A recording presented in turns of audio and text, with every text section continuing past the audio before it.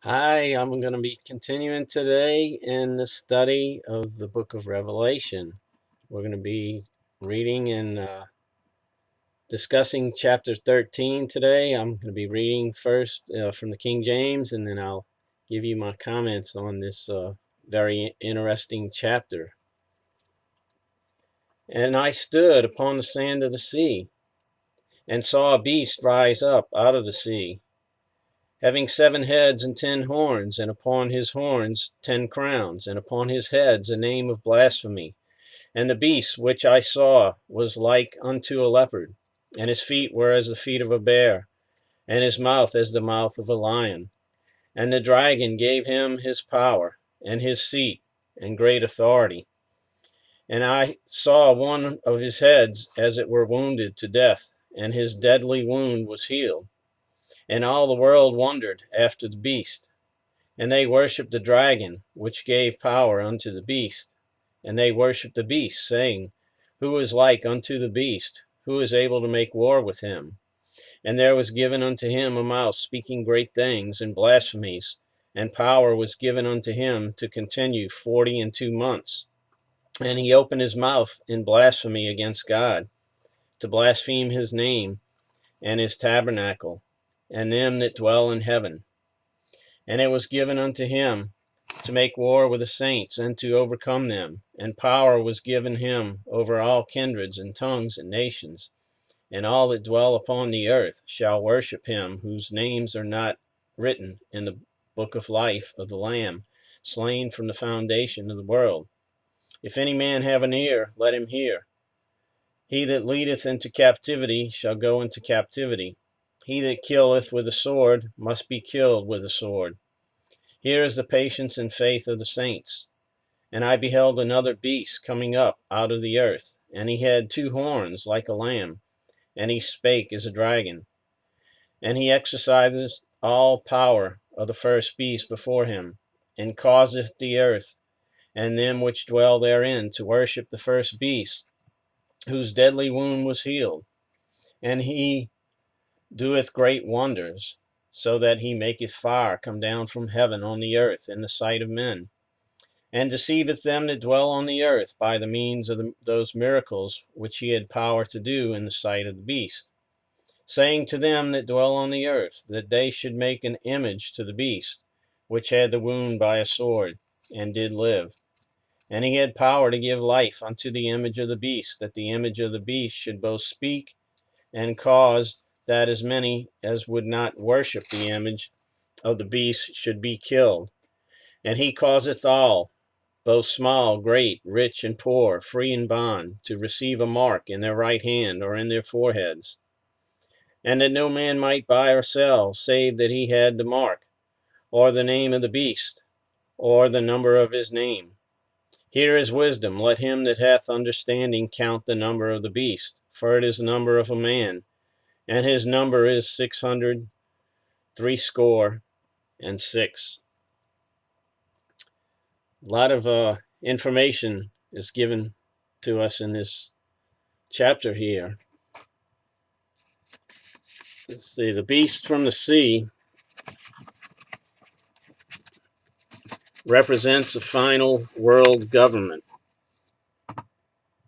under the leadership of the Antichrist. The sea represents turbulence among the nations. Out of chaos, the final world government will arise. 7 heads mirror those of the dragon, Satan, in Revelation 12:3, who gives the Antichrist his authority and power. 10 horns and 10 crowns represent 10 world regions and dominion over the whole earth. The lion represents dominant power, the leopard, great speed, the bear, fierceness. The beast will move forcefully and quickly to establish his kingdom. Verses 3 and 4. Some interpreters believe the wounded head refers to Rome, for it was the last of the 7 world empires to die off. They believe it will be restored to world dominance under the Antichrist. Others believe the Antichrist will receive a seemingly fatal head wound and then appear to be resurrected. It's possible that both of these views are correct. Many will worship Satan for his giving power to the revived Roman Empire and the Antichrist. Verses 5 and 6. The Antichrist blasphemes against God, yet God allows him to rule over the earth for 42 months, which is 3.5 years. The last 3.5 years of the tribulation period. Verses 7 through 10. The Antichrist makes war against tribulation saints, and all whose names are not written in the book of life will worship him. His religion teaches the lie that humanity can become like God and have a godlike status. Many will be imprisoned or killed who follow Christ at this time. They will be killed and persecuted by the Antichrist. Verse 11 through 13. The beast out of the earth is a false prophet, and he causes people to worship the Antichrist and the false religion of becoming like God, along with combining different religious practices. He performs great signs and wonders, but turns people away from worshiping the one true God. Verse 14 and 15. It is possible that some form of the beast's image will be placed in cities throughout the world, and the main image likely will be placed in a rebuilt temple in Jerusalem. And Israel already has plans for the temple to be built. They're just waiting for the appointed time so that they can start rebuilding. And I believe they have pretty much everything ready. You know, all of the instruments that that need to be made to be placed in the temple. And again, they already have plans for it. And I've heard there's different timetables, but one I heard that it's possible they could rebuild it in just 11 months. And also, it's interesting to note that the Vatican has purchased, I believe, is a room over the Tomb of David, if I can remember correctly. But they've purchased some property there in Jerusalem, or at least its access. One of the two. I'm not sure exactly which. I don't want to say anything that's not totally correct, but I did hear that they purchased some. I believe is a large room there in Jerusalem.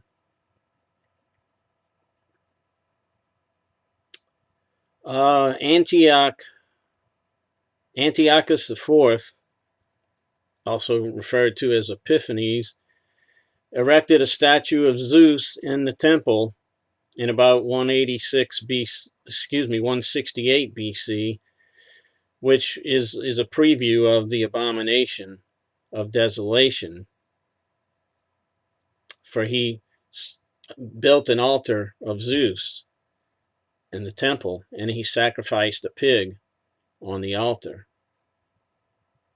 And it's prophetic of what the Antichrist will do during the tribulation, because he'll resurrect an image of himself, not resurrect, but create an image of himself in the temple, and he will declare that he is God and ask for those all on the earth to worship him.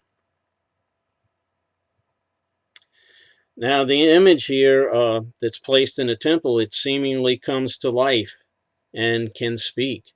There's a number of technologies available where they can do such a thing these days. Verse 16 through 18. The mark in the original Greek means tattoo, which has the and the mark must have the number of the beast 666 or his name. Now I know many think it's an RFID chip. I'm not saying that it is or isn't, but I believe that may be part of it, part of what they're going to use. But it doesn't mean it's a mark. Again, the word mark in the original Greek means tattoo. And there are RFID tattoos they can put on the skin, and it doesn't have to go inside necessarily. And that can be used to track people as well, and to keep them from buying or selling unless they have this mark. And also, it's interesting to note that once someone takes the mark, then they cannot be saved. They are lost forever. And to me, just taking a simple mark, whether it's in you or on you, that would in itself would not banish you from the kingdom of heaven. But likely what will happen is they will be required to renounce Christ before the before they're able to get this mark. And it's also possible that they could do something to alter people's DNA, and to where they're not really human anymore. They may be partially human, but just like the Nephilim were back in the Old Testament, when the fallen angels came down to earth and mated with women, they created giants, it says in the Bible, and also referred to as Nephilim.